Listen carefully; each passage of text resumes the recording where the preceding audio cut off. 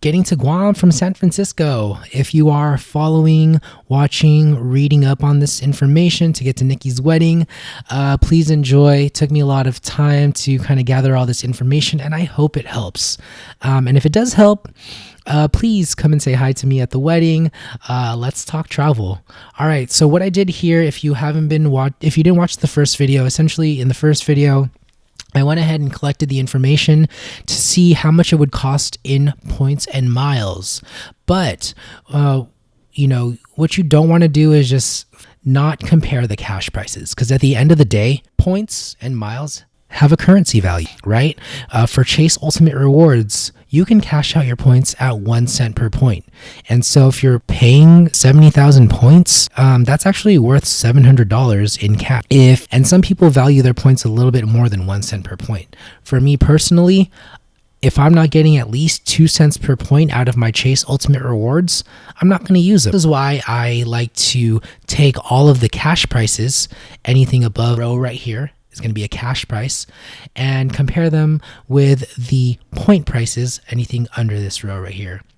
In order to make a real informed decision, you really want to take a look at all of the flight options and compare them.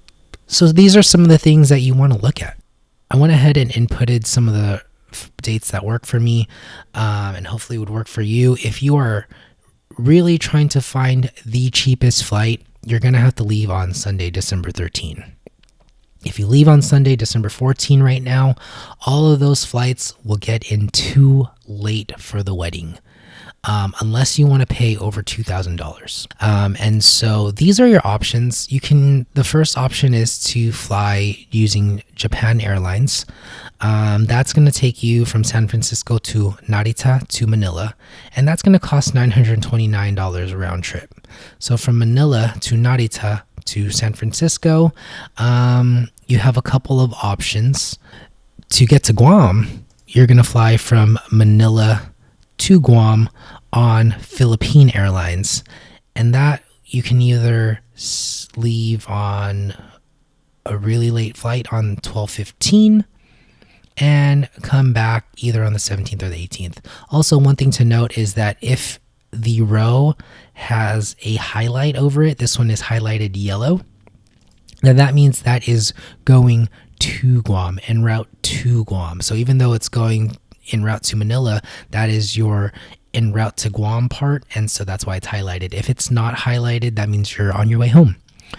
And so some of the things that I like about this is that you don't have to fly at night. I'm going to rehash this out when I'm not recording, and so when you see the notes, when you're looking at them side by side, you'll have an up-to-date understanding of what you're really getting yourself into. One thing I did notice is that if you want to take this route and you want to fly back to Manila, your option is to either fly super early on the 17th, 6:45 a.m. to 8:35. That's super early the following day after the wedding. It might not work for you. If you want to fly on the 18th, 6:45 to 8:35 a.m., it's going to be a super tight connection if you were to fly home. And so I think that's why I went ahead and put overnight flight, overnight connection. You might make that flight home on the 18th at 9:40, or you might not. And so really you might have to spend more than 24 hours there and take the flight home on the 19th. That's going to be the price you pay. Altogether, total is $1,300. Okay, the next flight we're looking at here is stopping in Incheon, South Korea. 853, 361. That's going to be a total of 1214, I believe. And essentially what you're paying for to get here is an 11-hour layover in Incheon. And is this a tight connection time? We'll see. Nope, not a tight connection time. And an 11-hour layover in Incheon, leaving there. That's pretty timely, may or may not work for you, but for $1,214, this is actually the cheapest flight. You would leave on the 13th. This is actually wrong. Oh no, this is right. You would take the same Philippine airline flights. You would have a 12-hour layover in the Manila. That's where it is right here. Now, is that worth it to you? Spending 23 hours in a different country? It might be. Hey, you get to explore Manila a little bit, and then you get to get an 11-hour layover in Incheon. So, I mean, some people really love this because it's like, hey, it's 2 vacations in one. Personally, I find it to be tiring. I find it to be a rush and a thrill all at once. I'd rather spend more time in a country, but hey, if you're looking for the cheapest flight, if you just want to get a quick experience, a little taste of a different country, this is actually a super, super great deal. Again, you'd also have to leave on December 13th, and I think you could change the dates and, fly home a little bit later. It's up to you, but this is just a sample right here. Now, let's say you are like me, you want to spend less time on the ground. Heck, you don't even want to fly to Manila. You just want to get it over with, go to Incheon, then Incheon to Guam. That is also doable for a little bit more. 1081 to fly to Incheon, and it's on Asiana Airlines. That is a direct flight right here. I put in the notes because this is the one that I was considering. What if I bought this on the Chase travel portal? Because through the Chase travel portal, you can use your points at 1.5 cents per point. That would be 107,800 ultimate reward points.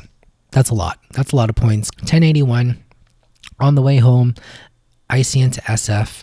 You can leave on the 17th or on the 18th, right? You arrive in Korea at 5:30 a.m. You can have a short layover for $30 more, or you can save $30 and fly later that evening. You would then arrive to Guam the day of the wedding around 12:50 a.m. But if you were to pay the extra $30, you would get in at 2:35 p.m. on the 15th and have a whole day to kind of catch yourself up in Guam. On the way home, leave Guam 2:30 p.m. The day after the wedding, you get to sleep in a little bit. You get in at 6:20, and then you make that 8:40 flight out from Incheon to San Francisco that same day, or get a hotel and fly the following day if you don't want to rush. Alternatively, if you want to save even more money, you can stop in Taipei. There is a 7-hour layover in Taipei. Completely up to you. You would also have a 7-hour in ICN as well. 7 hours in Taipei. So you're going to save, $200, but it's 14 hours layover. Do you want to spend time in the city? I don't know. Up to you. But on the way home, yeah, you are leaving right after that wedding, 4:10 a.m., going to Guam. You only have an hour stop. 4:10 a.m. the following day of the wedding. You might be hungover. I don't know if you drink. That's going from Guam to Incheon with a 1-hour stop in Taipei. Not even going to have enough time to get off the plane and go check out the city. So it's back to back. It's up to you if it's worth that extra $200. Why did I calculate all these cash rates? Because you're going to want to compare that to how much you're paying in miles, because that's going to get the true rate of what your miles are worth. What does that mean? Well, here, even though a flight is $2,000 for 55,000 miles, well, you weren't going to pay this $2,000 to begin with. If anything, you were probably going to pay 1081 plus 562, which is like $1,600, $1,643. I'm going to go ahead and put that there. 1643. 1643 is kind of the closest value you'll get because this has 2 stops. The first stop is in ICN, and then you're going to go to Guam. Kind of just like this. First, you're going to go to Honolulu, then to go to Guam. That's comparing these two as closely as possible. Obviously, you're going to be spending more time flying here, but it's going to be the least amount of time on the ground and getting to your destination as fast as possible. And really, what you're going to want to do is to compare the cents per point, right? Your valuation of points. You're going to want to get your calculator ready. And what you're going to want to do, take your 1643, subtract that $15 taxes, and then subtract how much your Honolulu flight is going to be. And I think our Honolulu flight going to Honolulu is going to be $300, but because we have companion pass, it's buy one get one free, so I'm only going to subtract $150. So the total cash that we're going to be dividing our 55,000 points by is $14.78, which gives us a value of 2.68 cents per point, which is actually pretty stellar. Also, one of the updates that I made here is that if you take this route, it's 55,000 points round trip, and that includes Guam, Honolulu, San Francisco. So when you're actually buying this positioning flight to Honolulu, you're only buying a one-way. So 2.68 cents per point, that is something I would hop on. The only thing here is, can we get that much time off of work? It is time off of work that some people may or may not have. So what is the option here? You can fly out on December 14th and you can get there on time for the wedding. That is going to require more miles, but we can go ahead and compare that valuation to something that also leaves on around December 13 or 14. December 13 is a Sunday. So, I mean, most people aren't going to be working anyway. Let's go ahead and compare that to this one right here, $1,300, because it is flying to Japan first. It's about the same amount of airtime, except for the fact that on this route, you will get to, obviously you're going to have to stop in Los Angeles first, then go to Haneda, take a train to Narita, then fly to Guam. So yeah, there are a couple more steps. Is it fair to compare the two? Not really, but it's the closest thing that we have. So the airfare cost is $1,300. Then you're going to subtract the taxes, which is $52, located here. And that's going to give you $1,248. Divide that by the 70,000 miles that it would cost. It's going to give you a valuation of 1.78 cents per mile. Is that worth it? I don't know. I personally would love to get a little bit more value for my miles. I would probably not do that. Do I have cash to pay for the flights? Fortunately, I'll probably be able to save up that much money when I do decide to purchase the flights. But ideally, I would love it if we could take advantage of this one right here. Because flying to Honolulu for us, not a problem. Well, because of the Southwest Companion Pass. And then at 55,000 miles, 2.68 cents per point. That's great. Now, let's say you don't have the funds to get you to Honolulu and you just want to use points.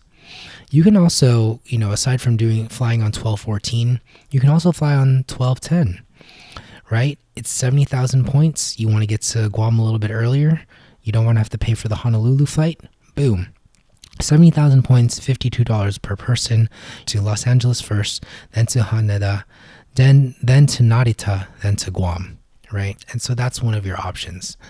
Now that you've seen how I evaluate points, 1.78 cents per point, that's not a bad first redemption for some people. And I'm also going to go ahead and put 1.78 cents per point there as well, just so you kind of get an understanding when compared to cash prices you'd be willing to pay. We can say, oh yeah, I paid 70,000 miles and my flight was worth $1,800, when in reality, $1,300. So see where the difference is, see why it kind of makes sense to do it that way. I think that for us, we will probably end up paying cash. Maybe do a little bit of an adventure in Incheon and Manila. And that way we can kind of minimize the time we have off and just go there and back for the wedding.